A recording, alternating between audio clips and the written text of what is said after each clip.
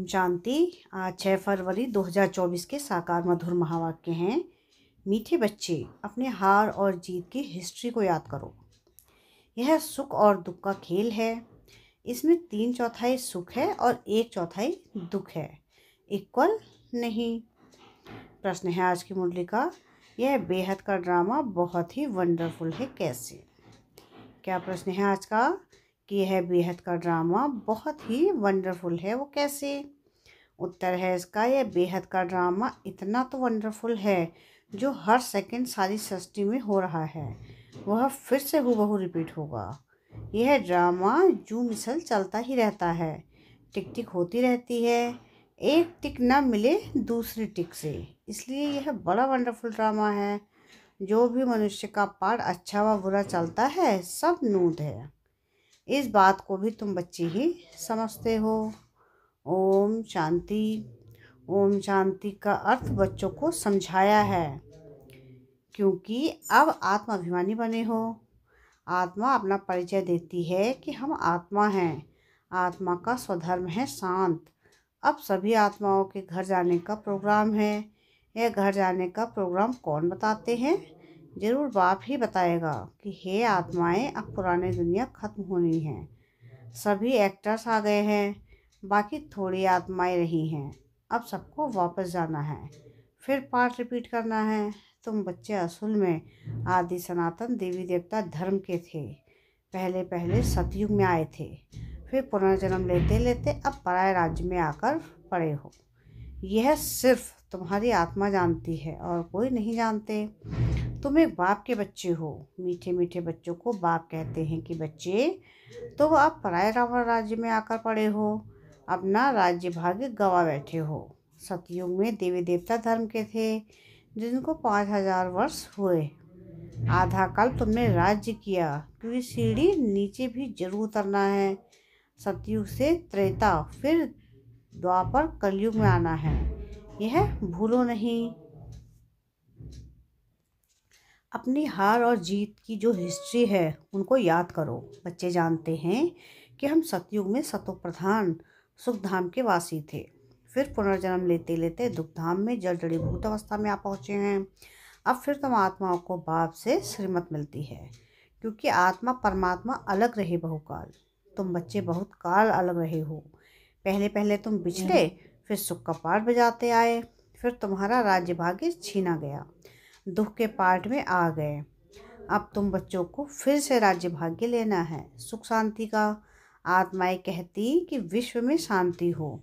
इस समय तमो प्रधान होने का कारण विश्व में अशांति है। यह भी शांति और अशांति, दुख और सुख का खेल है। तुम जानते हो 5000 वर्ष पहले विश्व में शांति थी। मूल वतन तो है ही शांति धाम। जहाँ आत्माएं रहती हैं वहाँ तो अशांति का प्रश्न ही नहीं। सतयुग में विश्व में शांति थी, फिर गिरते गिरते अशांति हो गई। अब सारे विश्व में शांति सब चाहते हैं। ब्रह्म महातत्व को विश्व नहीं कहेंगे, उनको ब्रह्मांड कहा जाता है, जहाँ तुम आत्माएं निवास करती हो। आत्मा का स्वधर्म है शांत। शरीर से आत्मा अलग होने से शांत हो जाती है, फिर दूसरा शरीर ले तब चुरपुर करे। अब तुम बच्चे यहाँ किस लिए आए हो? कहते हैं बाबा, अपने शांति धाम सुख धाम में ले चलो। शांति अथवा मुक्ति धाम में सुख दुख का पाठ नहीं है। सतयुग है सुख धाम, कलयुग है दुख धाम। उतरते कैसे हैं वह तो सीढ़ी में दिखाया है। तुम सीढ़ी उतरते हो, फिर एक ही बार चढ़ते हो। पावन बन चढ़ते हो और पतित बन उतरते हो। पावन बनने बगैर चढ़ नहीं सकते हो, इसलिए पुकारते हैं कि बाबा आकर हमको पावन बनाओ। तुम पहले पावन शांति धाम में जाकर फिर सुख धाम में आएंगे। पहले है सुख, पीछे है दुख। सुख की मार्जिन ज़्यादा है। इक्वल हो फिर तो कोई फ़ायदा ही नहीं, जैसे फालतू हो जाए। बाप समझाते हैं यही जो ड्रामा बना हुआ है उसमें 3/4 सुख है, बाकी 1/4 कुछ ना कुछ दुख है। इसलिए इसको सुख दुख का खेल कहा जाता है। बाप जानते हैं कि तुम बाप को सिवाय मुझ बाप को सिवाय तुम बच्चों के कोई जान नहीं सकते। मैंने ही तुमको अपना शरीर दिया है, मैंने ही तुमको अपना परिचय दिया है। और सृष्टि के आदि मध्य अंत का परिचय दिया है। तुमको नास्तिक से आस्तिक बनाया है। तीनों लोकों को भी तुम जानते हो। भारतवासी तो कल्प की आयु भी नहीं जानते। अब तुम ही जानते हो कि बाबा हमको फिर से पढ़ाते हैं। बाप गुप्त वेश में पराये देश में आए हैं। बाबा भी गुप्त है। मनुष्य अपनी देह को जानते हैं, आत्मा को जानते नहीं। आत्मा अविनाशी, देह विनाशी है। आत्मा और आत्मा के बाप को तुम्हें कभी नहीं भूलना चाहिए। हम बेहद के बाप से वर्षा ले रहे हैं। वर्षा तब मिलेगा जब पवित्र बनेंगे। इस रावण राज्य में तो पतित हो, इसलिए बाप को पुकारते हो। दो बाप हैं, परमपिता परमात्मा सभी आत्माओं का एक बाप है। ऐसे नहीं कि ब्रदर्स ही सब बाप हैं। जब जब भारत पर अति धर्म ग्लानि होती है, तब सभी धर्मों का जो पारलौकिक बाप है उनको भूल जाते हैं, तभी बाप आते हैं। यह भी खेल है, जो कुछ होता है खेल रिपीट होता रहता है। तुम आत्मा कितनी बारी पाठ बजाने आती और जाती हो। यह नाटक अनादि जुमिसल चलता रहता है, कभी बंद नहीं होता। टिक टिक होती रहती है, परंतु एक टिक ना मिले दूसरे से। कैसा वंडरफुल नाटक है। सेकंड सेकंड सेकंड सेकंड जो कुछ भी सारी सृष्टि में होता रहता है वह फिर रिपीट होगा। जो हर धर्म के मुख्य पाठधारी हैं उनका बताते हैं। वह सब अपना अपना धर्म स्थापन करते हैं, राजधानी स्थापन नहीं करते। एक परमपिता परमात्मा धर्म की स्थापना करते, राजधानी अथवा डिनाइस्टी की स्थापना करते। वह तो धर्म संस्थापक करते हैं। उनके पिछाड़ी सबको आना है। सबको ले कौन जाता है? बाप। कोई तो बहुत थोड़ा पाठ बजाया और खल्लास। जैसे जीव जंतु निकले और मरे। उनकी तो जैसे ड्रामा में बात ही नहीं। अटेंशन किस तरफ जाता है? एक तो क्रिएटर तरफ जाएगा, जिसे सब कहते हैं ओ गॉड फादर, परमपिता परमात्मा। वो सभी आत्माओं का पिता है। पहले आदि सनातन देवी देवता धर्म था। यह कितना बड़ा बेहद का झाड़ है। कितने मत मतांतर, कितनी वैरायटी चीज़ें मिलती हुई हैं। कितनी गुना मुश्किल हो जाता है कि गिनती करना मुश्किल हो जाता है। फाउंडेशन है नहीं, बाकी सब खड़े हैं। बाप कहते हैं कि मीठे मीठे बच्चों, मैं आता ही हूँ तब हूँ जबकि अनेक धर्म हैं, एक धर्म नहीं है। फाउंडेशन प्राय लोप है, सिर्फ चित्र खड़े हैं। आदि सनातन था ही एक धर्म, बाकी सब बाद में आते हैं। त्रेता में बहुत हैं जो स्वर्ग में नहीं आते। तुम अब पुरुषार्थ करते हो हम स्वर्ग नई दुनिया में जाएं। बाप कहते हैं स्वर्ग में तुम तब जाएंगे जब मेरे को याद कर पावन बनेंगे और दैवी गुण धारण करेंगे। बाकी झाड़ की टालियों तो अनेक हैं। बच्चों को झाड़ का भी पता पड़ता है कि हम सब किस सनातन देवी देवता स्वर्ग में थे। अब स्वर्ग है नहीं, अभी नर्क है। तब बाप ने प्रश्नावली बनाई थी कि अपने से पूछो कि हम सतयुगी स्वर्गवासी हैं या कलयुगी नरकवासी हैं। सतयुग के नीचे कलयुग में उतरते हो, फिर ऊपर कैसे जाएंगे? बाप शिक्षा देते हैं। तुम तमो प्रधान से सत्व प्रधान कैसे बनेंगे?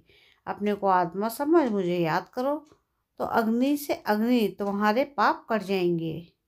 तो योग अग्नि से तुम्हारे पाप कट जाएंगे।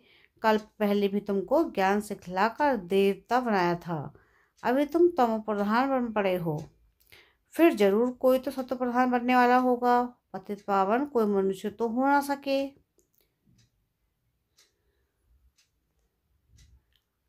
हे पतित पावन, हे भगवान जब कहते हो तो बुद्धि ऊपर चली जाती है। वह है निराकार, बाकी सब है पाठधारी।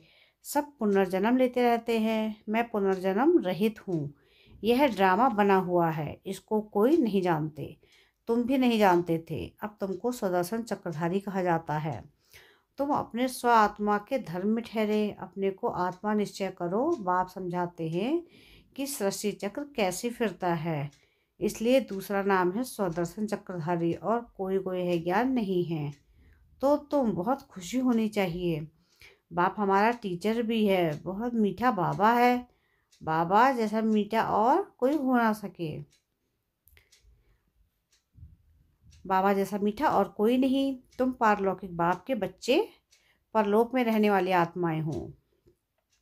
बाप भी परमधाम में रहते हैं। जैसे लौकिक बाप बच्चों को जन्म दे पाल ना कर पिछाड़ी में सब कुछ दे जाते हैं, क्योंकि बच्चे वारिस हैं, यह कायदा है।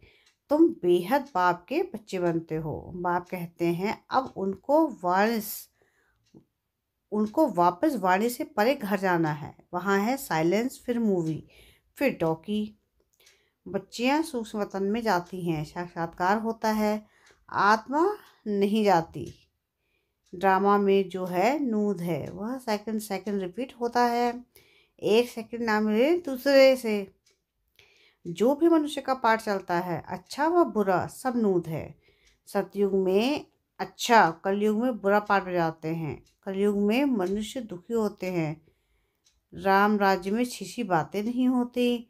राम राज्य और रावण राज्य इकट्ठा नहीं होता। ड्रामा को न जानने के कारण कहते हैं कि सुख दुख परमात्मा देते हैं। जैसे शिव बाबा को किसको पता नहीं है, कि वैसे रावण को भी किसको पता नहीं, शिव नहीं।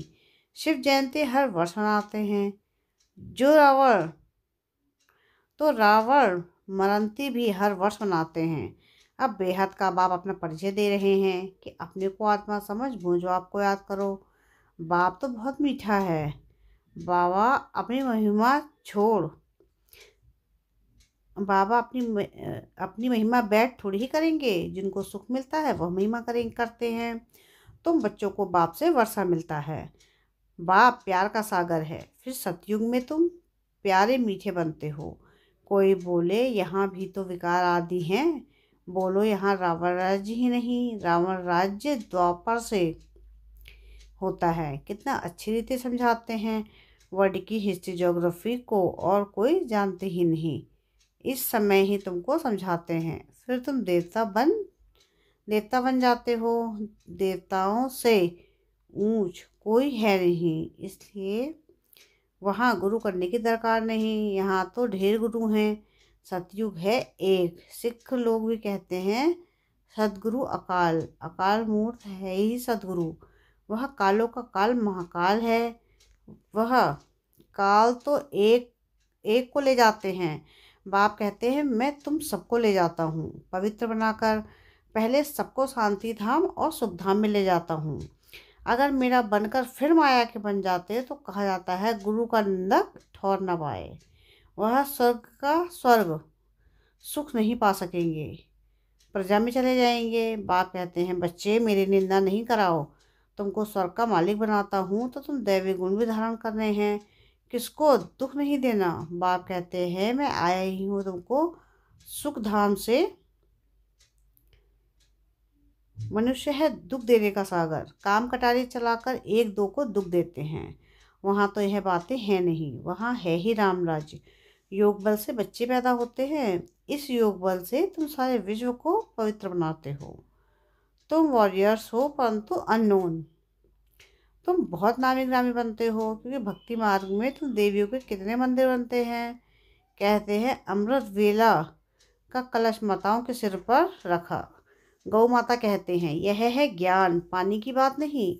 तुम हो शिव शक्ति सेना। वह लोग फिर कॉपी कर कितने गुरु बनकर बैठे हैं। अब तो तुम सच की नैया में बैठते हो। गाते हैं नैया मेरी पार लगाओ। अब खिवैया मिला है पार ले जाने, वैश्यालय से शिवालय में ले जाते हैं। उनको बागवान भी कहते हैं। कांटों के जंगल को फूलों का बगीचा बनाते हैं। वहाँ सुख ही सुख है, यहाँ है दुख। बाबा ने जो पर्चे छपाने के लिए कहा है उसमें लिखा है कि अपने दिल से पूछो कि स्वर्गवासी हो या नरकवासी हो। बहुत प्रश्न पूछते हैं, सब कहते हैं भ्रष्टाचारी है, तो जरूर कोई समय श्रेष्ठाचारी भी होंगे। वह देवताएं थे, अब नहीं हैं। जब देवी देवता धर्म प्राय लोप हो जाता है तो भगवान को आना पड़ता है एक धर्म की स्थापना करने। गोया तुम अपने लिए धर्म की स्थापना कर रहे हो श्रीमत से। अच्छा, मीठे मीठे से के लधे बच्चों प्रति माता पिता बाप दादा का याद प्यार और गुड मॉर्निंग। रूहानी बाप की रूहानी बच्चों को नमस्ते। हम रूहानी बच्चों की रूहानी बाप दादा को याद प्यार गुड मॉर्निंग और नमस्ते। शुक्रिया प्यारे बाबा, शुक्रिया। धारणा के लिए मुख्य सार है। सार की पहली पॉइंट है कि बाप समान प्यार का सागर बनना है, दुख का सागर नहीं। बाप की निंदा कराने वाला कोई भी कर्म नहीं करना है, बहुत मीठा और प्यारा बनना है। सेकंड पॉइंट है योग बल से पवित्र बनकर फिर दूसरों को भी बनाना है। कांटों के जंगल को फूलों का बगीचा बनाने की सेवा करनी है।